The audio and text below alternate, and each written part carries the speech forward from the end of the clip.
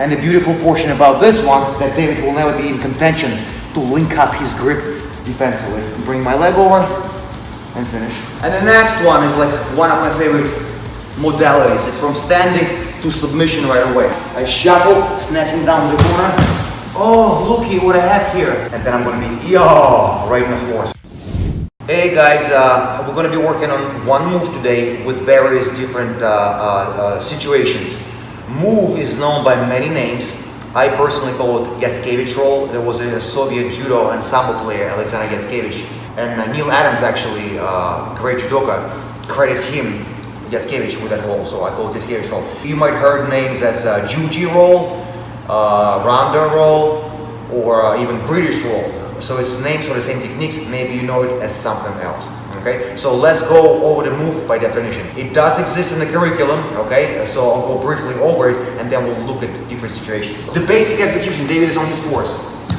David is on his force, I'm here, right? I'm gonna rotate perpendicular, shock that leg nice and deep, and if all possible, I will collect a hook like this. I mean, it could be dangling just like this, but hook is always good for connectivity, right? To stay connected. I turn perpendicular, I get that hook on the far hip, arm nearest to David's head, hooks nice and deep. My shin, right, I bend my knee, my shin goes here, and I rotate on my side. Often during demonstration, people get rolled over this way, but it's never gonna happen, right guys? With a strong guy, good core, it's very hard to roll David like this. So what you wanna be doing, because my hand is free, my hand closest to his butt, I'm gonna give him deep overhook, and what I'll do guys, it's almost like a comb over, right? I'm gonna bring it over my face.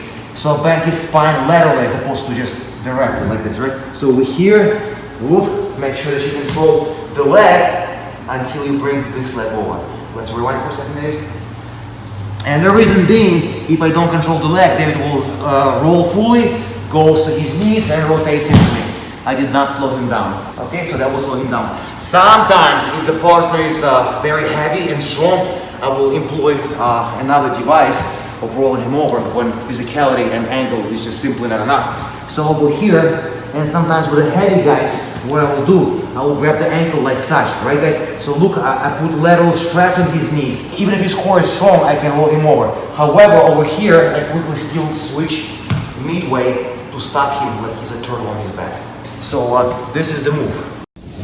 So the first scenario, often if David mounts me, and particularly like in a sambo or judo environment, mostly in sambo, but because there's no chokes, people will do anything to roll on the belly to avoid being scored on, not being pinned, right? So people go here and they come up like this.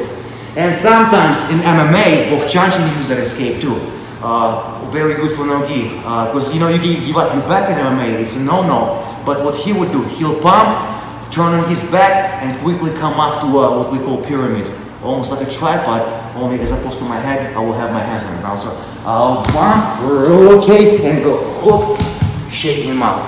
Okay, so you can do armbar, IATSKEVICH roll in that circumstance as well, and it's pretty self-explanatory. So we'll do nice and slow. David bumps me, goes on his force immediately. Oh, I'll catch his arm. Boom, boom, and boom. I actually do this kind of variation a lot myself. 2, front headlock that is just not going anywhere. Okay?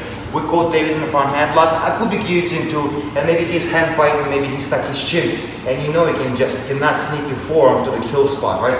You hear, and once you realize it's fruitless, I'm gonna quickly switch my headlocking arm to my underhooking arm, just like this. Rotate, leg in, pull, and everything else as scheduled. Next one, guys, is a continuation of a sweep.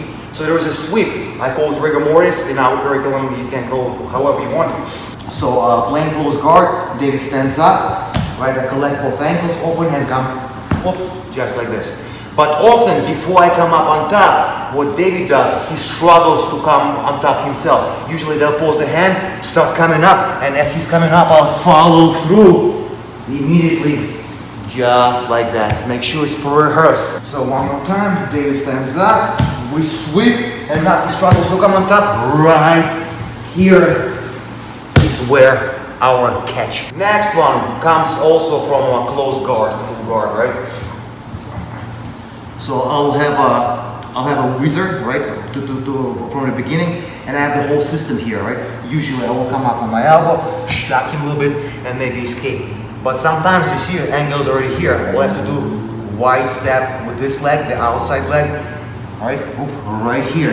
Note how right now I have a wizard. That's the only difference, as opposed to underhook. And everything else will be identical. And the beautiful portion about this one, that David will never be in contention to link up his grip defensively. Bring my leg over and finish. Start with control, nice tight control. Feet here, elbow down, escape my hips. Sometimes I will build my base through my arm completely. And then I'm gonna be, right in the horse, right? Settle the horse. This leg comes in, on his shin, rotate, catch, and finish.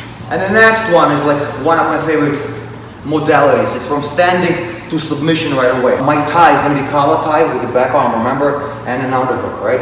And remember, I wanna snap somebody with the head to the tip of the triangle. So one end of the triangle, other end of the triangle, if I drive it to the angles, towards the corner of the triangle, he's good. But if his head projects here, that's exactly where I wanna snap David, okay?